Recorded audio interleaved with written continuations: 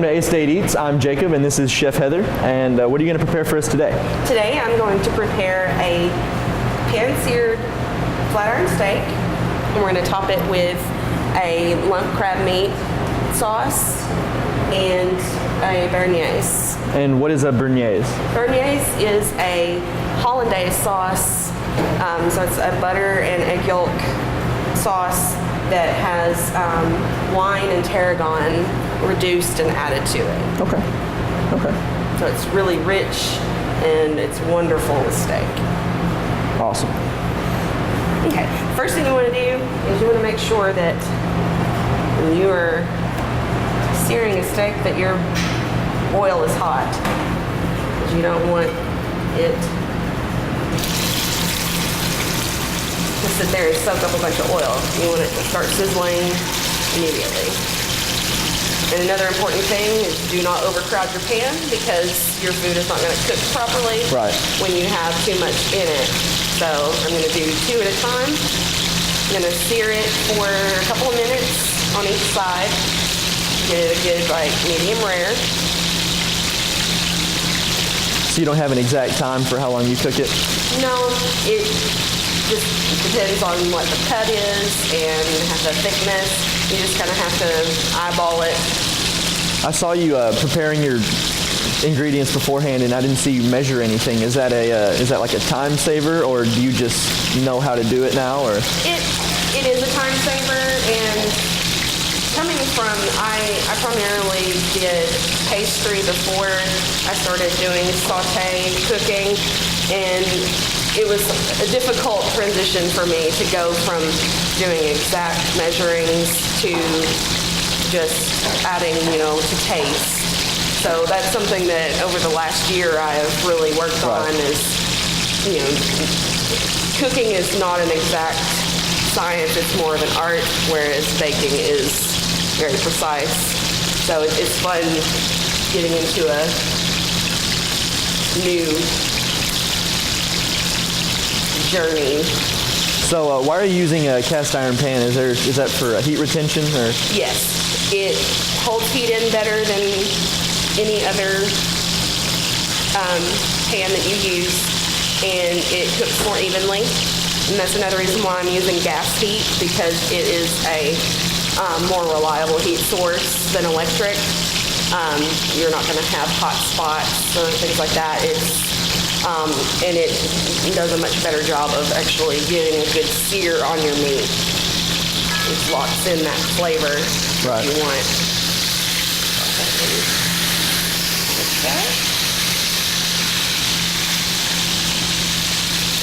You want to get a good crust on there.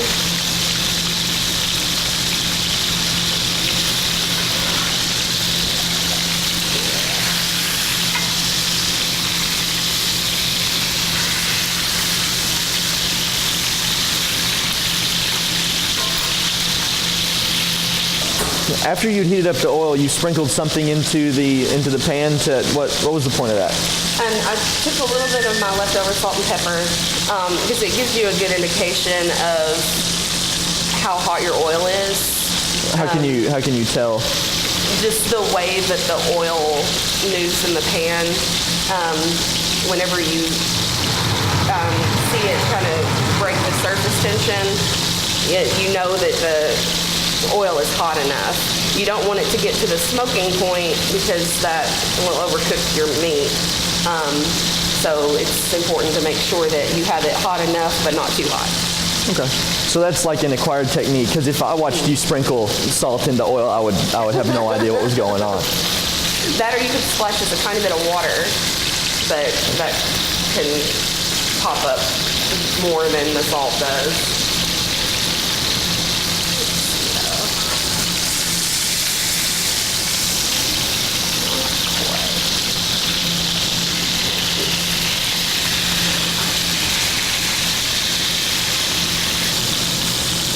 So you said you started in pastry. Do you have a restaurant that you work at? I work at the Jonesboro Country Club. I am their pastry chef, and I also am their evening saute cook.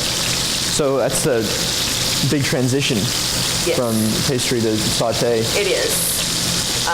It's been an interesting journey.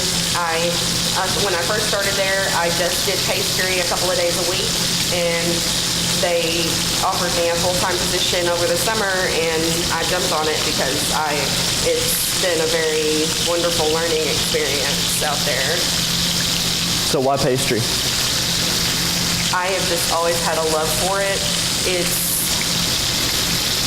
I've always said it's kind of my therapy because it's very precise, and you have to have exact measurements, otherwise things aren't going to turn out. But you just take all of these simple ingredients, put them together, and create something delicious. And I've just always enjoyed it. I've had a knack for it, so why not make it my livelihood? Awesome. And I've kind of become famous around town for my cinnamon rolls. And at the country club for sure. I make them almost every Sunday for brunch, and we run out every Sunday. Even when I try to make more, we somehow end up running out. Right.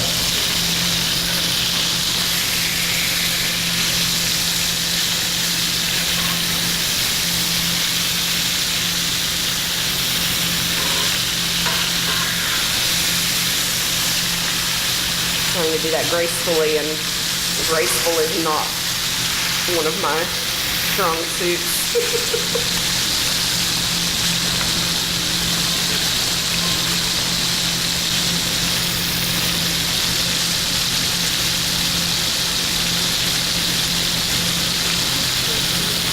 Just making a mess everywhere.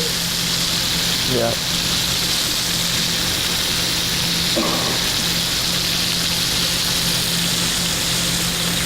So what is your end goal with being a pastry chef and working at the country club and coming to school here? What is your like ideal career in cooking? I kind of gone back and forth because the thought of opening my own restaurant, while it would be amazing, there is a lot of work that's involved, especially with the business aspect. Right. And so for now, I want to focus on cooking and honing my craft. And with the country club, that gives me a great opportunity because I have free reign over what I make there. And maybe 5 years down the road, there will be a Chef Heather Honnell restaurant in town. Right. From what part of the cow does the flat iron come from? The flat iron is from the shoulder of the cow, and it is part of the sirloin. Okay. So is it important to let the meat rest after you take it out of the pan? Absolutely. Absolutely. You want to let those juices stay put. If you try to cut into it too quickly, it's all going to run out on the plate, and you're going to have a mess and tough meat. So it is imperative that you let it rest. Is there a time for that, or is that another feel thing? It's, more of a feel thing. Once you get to that point.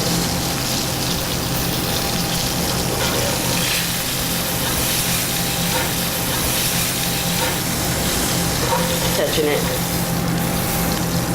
You still want to have some give whenever you touch the meat. All right.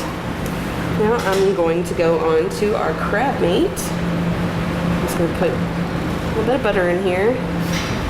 Well, I say a little bit. It's all relative, I suppose. Yeah. Let it melt just a little bit.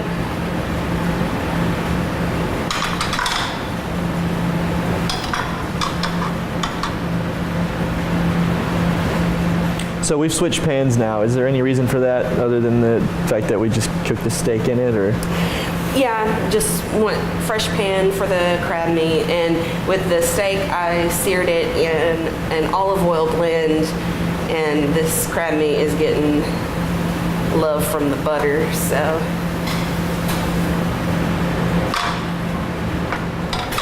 It's totally different flavors.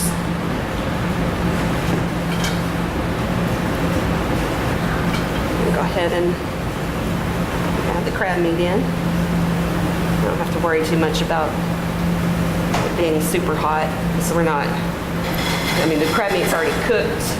We're really just kind of heating it up and giving it some good flavor. Now I'm gonna add some mixture of salt and pepper with some granulated garlic and a little bit of onion powder.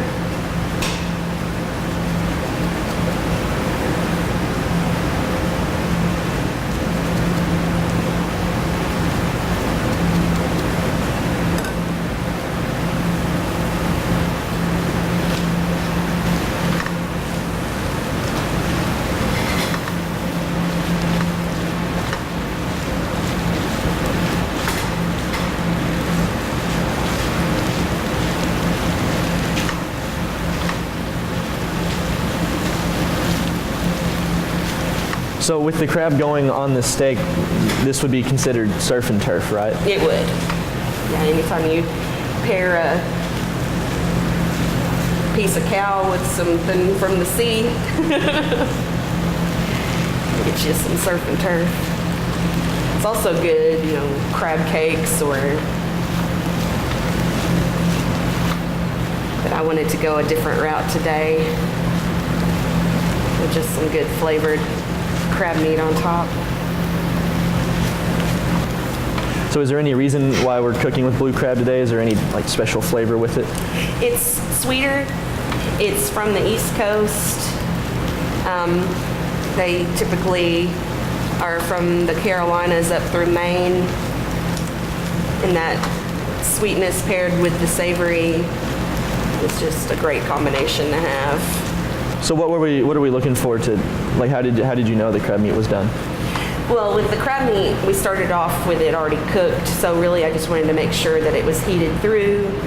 So you got a nice good steam going, the butter's all melted and combined with the crab meat.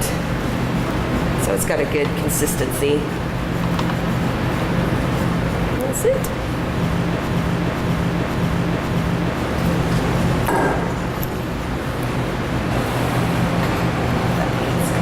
Sear on it. Lay the steak over the veg.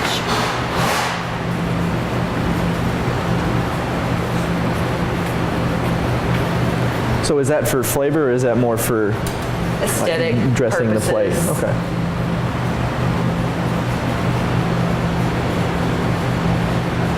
I like stacked plating. And with the sauce, I'm just gonna put it on the side and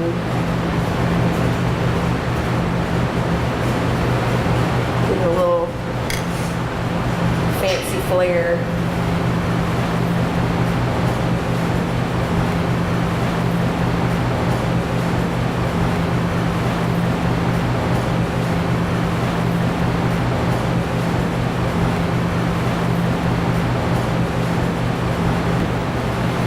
Awesome. Great job. Thank you. Okay. Got a little bit of everything in it.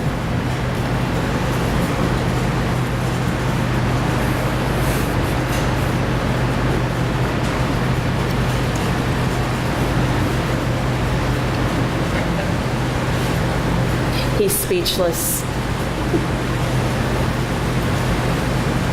That's awesome. I don't even know what to say. That's so good. All of it comes together.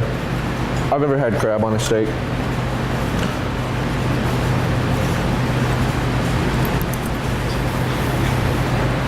Crab meat's awesome. That's all I got, dude. That's so good.